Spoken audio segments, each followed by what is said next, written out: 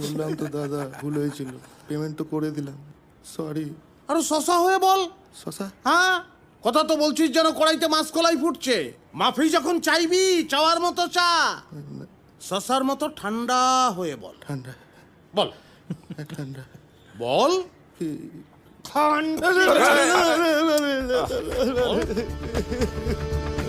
হজমালা দিতে হবে তো।